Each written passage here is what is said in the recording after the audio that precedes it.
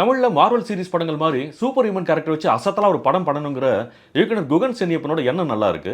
ஆனா அவர் இயக்கி வெளியாகி இருக்கிற வெப்பன் படம் நல்லா இருக்கா? ஆக்சுவலா படத்தோட ட்ரெய்லர் நிஜமாவே அட்டகாசமா இருந்துச்சு. கான்டென்ட்டாவும், டெக்னிக்கலாவும் ஒரு தரமான ஆக்ஷன் த்ரில்லர் தான் அப்படிங்கிற ஒரு நம்பிக்கை ஏற்படுத்துற மாரி தான் இருந்துச்சு. ஆனா அந்த நம்பிக்கையை இந்த படம் காப்பாத்தியிருக்கா? சுத்தமா இல்லன்னு தான் சொல்லணும். காரணம் ரொம்ப மோசமான திரைக்கதை. கதைய 1942ல இந்திய சுதந்திர போராட்ட காலத்துல ஆரம்பிக்கிறாங்க. நேதாஜி சுபாஷ் சந்திர போஸ் தன்னோட தேசிய ராணுவ படைக்கு ஆதரவு கேட்டு ஜெர்மனிக்கு போய் ஹிட்லர் கிட்ட உதவி கேட்கிறாரு. அதுக்கு ஹிட்லர் தங்கிட்ட இருக்கிற சூப்பர் சோல்ஜர் சீரம் செலுத்தப்பட்ட வீரர்களை அனுப்பி வைக்கட்டுமான்னு கேட்கிறாரு. நேதாஜிக்கு அதில் உடன்பாடு இல்லாததால வேணான்னு சொல்லிட்டு வந்துடுறாரு. ஆனால் அவர் கூட போன செழியன் அந்த சீரத்தை ரகசியமாக திருடிட்டு வந்துடுறாரு. அப்புறம் ஹிட்லரோட ஆளுங்க அவரை தாக்குறப்போ அந்த சீரத்தை தன்னோட மகனுக்கு கொடுத்துட்டு இறந்து போயிடுறாரு. இந்த சீரத்தை குடிச்சவன் சூப்பர் ஹியூமனா ஆனதுக்கு அப்புறமா என்னெல்லாம் செஞ்சான், அதோட பக்க விளைவுகள் என்னங்கிறது தான் படத்தோட முன்கதை. நிகழ்கதையை பார்த்தோம்னா தேனியில் இருக்கிற நியூட்ரினோ ரிசர்ச் சென்டருக்கு பக்கத்தில் ஒரு பெரிய வெடி விபத்து நடக்குது.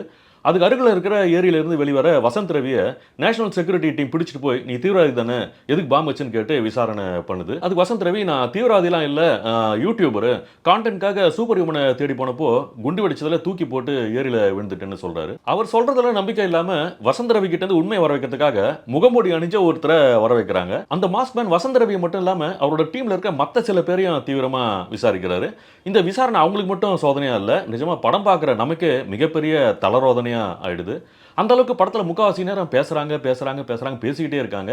ஆக்ஷன் த்ரில்லர் படத்துல ஆக்ஷனே காணும். பொதுவா இந்த மாதிரி சூப்பர் ஹியூமன் கேரக்டர் படங்கள்ல அதிரடியான மேஜிக்கலான ஆக்ஷன் சீக்வன்ஸ் காட்சிகள் தான் பிரதானமா இருக்கும்.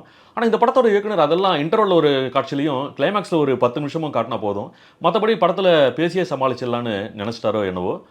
ப்ரீலூட்ல சொன்ன முன்கதையில் இருந்த சுவாரஸ்யம் அதுக்கப்புறம் அந்த எந்த ஒரு காட்சியிலையும் இல்லவே இல்லை. ரொம்ப மேம்போக்கா எடுத்து வச்சிருக்காங்க.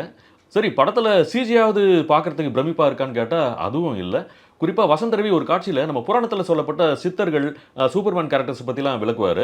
அதில் வர அந்த சிஜி அனிமேஷன்லாம் ரொம்ப மோசமாக பிசிறடிக்குது. படத்தில் புதுசாக என்னென்னவோ பேரில் சில கேங்ஸை அறிமுகப்படுத்துகிறாங்க. Black society, division number 9, wolf gang, skull கேங்னு இன்னும் என்னென்னவோ சொல்கிறாங்க. அப்புறம் ஃப்ளாலெஸ் கார்பரேஷனோட தலைவராக ராஜீவ் மேனன் வராரு. ஒரு ஊசி போட்டால் அடுத்த செகண்டு முட்டிக்கு கீழே காலே இல்லாத சிறுமிக்கு உடனே கால் முளைக்கிற மாதிரிலாம் காட்டி நம்மளை ஆச்சரியப்படுத்துறதுக்கு பதிலாக சிரிக்க தான் வைக்கிறாங்க. காரணம் இந்த மாதிரி காட்சிகளில் அந்த அளவுக்கு கொஞ்சம் கூட நம்பகத்தன்மையே இல்லை. சொல்கிற விதத்தில் காட்டுற விதத்தில் கன்வின்சிங்காக இருந்தால் காதில் 10 முழம் பூவை சுற்றினா கூட நம்ம அதை மறந்து சிரிப்போம். இந்த படத்தில் அந்த அம்சம் தான் டோட்டலாக மிஸ்ஸிங். படத்தில் ராஜீவ் மேனன் இயக்குற நிறுவனத்துக்கு ஃப்ளாலெஸ் கார்பரேஷன் பேர் வச்ச இயக்குனர் இந்த படமும் ஃப்ளாலெஸ்ஸாக இருக்கணும்னு ஆசைப்பட்டிருந்தாருன்னா ஒரு பெரிய அசம்பாவிதத்திலிருந்து நம்ம தப்பிச்சிருக்கலாம். என்ன பண்ணுறது, ஆளை பார்த்து எடை போடக்கூடாதுன்னு சொல்கிற மாதிரி இப்போ வர படங்களை கூட ட்ரெய்லரை பார்த்து நம்ம ஒரு முடிவுக்கு வந்துடக்கூடாதுன்னு இப்போ நல்லாவே புரியுது. படத்தோட ப்ளஸ்ன்னு சொன்னால் ஆக்சுவலாக அப்படி சொல்கிறதுக்கு ஒன்றுமே இல்லை. சத்யராஜ் சாரே கூட இன்டர்வலில் தான் வந்து சில வித்தைகளை செய்கிறாரு. ஆனால் அதுவும் பெருசாக இம்ப்ரெசிவாக இல்லை. இருந்தாலும் இந்த சூப்பர் ஹியூமன் கேரக்டருக்காக தன்னோட வழக்கமான நக்கல் பேச்சையும் அலட்டலான நடிப்பையெல்லாம் கட்டுப்படுத்திக்கிட்டு எந்த எக்ஸ்பிரஷனும் காட்டாத ஒரு ரோபாட் மாதிரி தன்னை ப்ரொஜெக்ட் பண்ண விதம் ரொம்ப அட்டகாசமாக இருக்குது. வசந்த் ரவி இதில் ஹீரோவாக இருந்தாலும் கூட படத்தில் நிறைய காட்சிகள் அவரே இல்லாமலே நகருது. முடிஞ்ச வரைக்கும் பிரமாதமாக நடித்து நல்ல பேர் வாங்கணுங்கிற முனைப்பும் சிரத்தையும் நல்லாவே தெரியுது. அதில் பெரும்பாலான காட்சிகளில் சிறப்பாகவே பண்ணியிருந்தாலும் கோவத்தை வெளிப்படுத்துகிற சில காட்சிகளை மட்டும் இயல்பை தாண்டி ஒரு செயற்கைத்தனம் தெரியுது. அப்புறம் படத்தோட வில்லன் ராஜீவ் மேனன்னு சொல்கிறாங்க. ஆள் பார்த்தா நல்லா கம்பீரமாக ஸ்மார்ட்டாக இருக்காரு. ஆனால் ஒரு பண்ணுற வில்லத்தனம் எதுவும் நம்மளை பெருசாக பயமுறுத்துற மாதிரியும் இல்லை, பதட்டப்பட வைக்கிற மாதிரியும் இல்லை.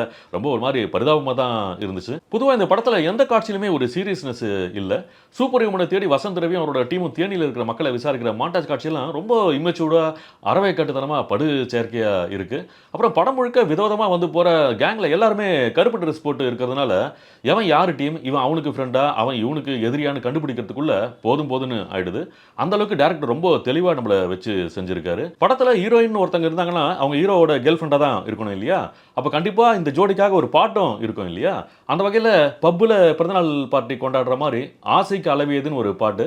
ஆக்சுவலாக இந்த படத்தோட மற்ற டெக்னிக்கல் டிபார்ட்மெண்ட்ஸ் பற்றி வந்து சொல்கிறதுக்கு இந்த பாட்டியே எடுத்துக்கலாம். கேமராமேன் பிரபு ராகவோட அந்த pink violet theme lighting, music director ஜிப்ரானோட துள்ளலான அந்த இசை, அப்புறம் எடிட்டர் கோபி கிருஷ்ணாவோட ரித்தமிக்கான அந்த கட்சி எல்லாமே ரொம்ப சிறப்பாக இருக்கு. புலிக்கு உடம்புல வரி இருக்கிறத பார்த்து பூனை உடம்புல வரி வரியாக சூடு போட்டுக்கிட்டு தான் புலி ஆகிட்டதா பெருமைப்பட்டு சிரிச்சதா ஒரு கதை சொல்லுவாங்க.